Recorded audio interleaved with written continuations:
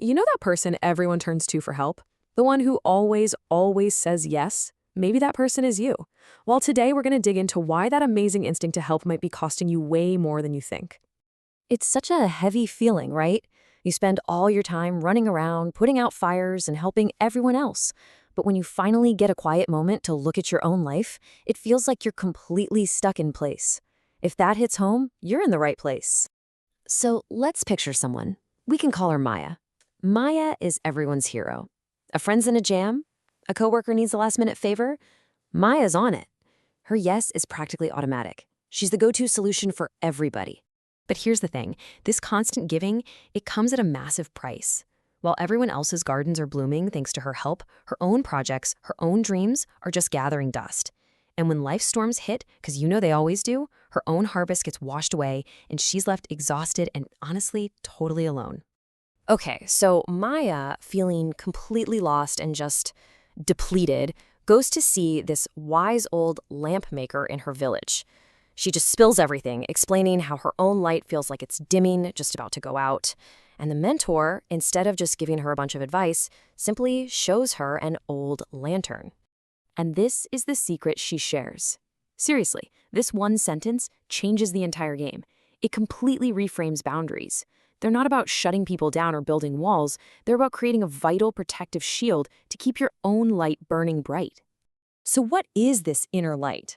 Look, it's not some fluffy, abstract idea. It's the real stuff. It's your most valuable resources. Your time, your energy, your focus, the passion you have for your own goals. That is your flame. That's what drives you. And that protective glass? Well, those are your boundaries. Every single time you make a conscious choice to say, you know what, I need to finish my own thing first, or you just protect your peace and quiet, you're not just defending yourself. You are actively polishing that glass, making it stronger against the constant wind of everyone else's demands. All right, so how do we actually build this thing? It's not like you can just go buy it. It's forged piece by piece through the choices we make every day. Let's break down what that looks like with a few really powerful little stories. First up, there's a story about a guy named Simon. He had all these big dreams, but he started hanging out with friends who kind of made fun of his ambition. Pretty soon, he just felt totally lost. A wise man showed him two paths drawn in the sand. One was straight and clear, the other was all over the place, a total mess. And the lesson was so simple. If you follow people who are going nowhere, guess where you end up? And that, right there, is the first layer of our protective glass. It's the people you choose to surround yourself with. This isn't just about who you have fun with. It's a fundamental act of protecting that inner light. Wow, this quote just cuts right to the heart of it, doesn't it? This is the core of the second layer of protection. It comes from the story of a young guy named Armand who said yes to helping a friend harvest his entire field, while his own was just sitting there, waiting. And this is what was left. Zero. After all that work, after giving away all his time and energy, a sudden storm came and completely ruined his own crops. And the number of people who showed up to help him? Zilch. That silence was probably more painful than the loss itself. It's a tough lesson, right? Giving without limits isn't kindness, it's just self-sabotage. And that leads us straight to the second layer of our glass, protecting your time and your energy. They're not infinite. Saying no isn't selfish, it's actually an act of deep self-respect. It's about making sure your own field gets tended to so you actually have something to harvest for yourself in the end. Okay, on to our third and final layer. This one comes from a story about a boy named Samir. He was known for making these grand announcements. He'd tell everybody about the amazing business he was about to start, or how he was going to get in the best shape of his life. But nothing ever happened. His plans just fizzled out. His teacher explained it perfectly.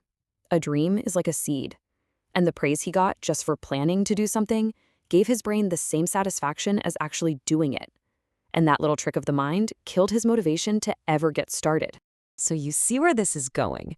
The third layer of your protective glass is silence. It's the boundary you put around your own ambitions.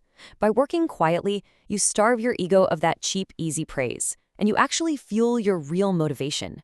You let your results do all the talking. So we have these three layers, right?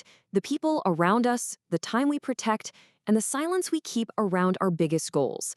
Let's pull it all together and see how we can use this to keep our own flame burning bright. Okay, let's make this super practical. 1. Choose your circle wisely. Find people who are on a clear path themselves. 2. Value your no.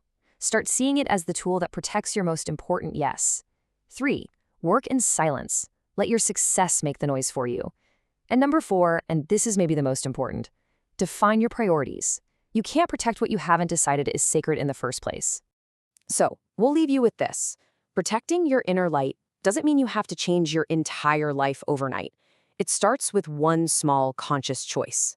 So I want you to think, right now, what is the one no you need to say today so that your most important yes, your biggest dream, finally has the space it needs to breathe and to grow?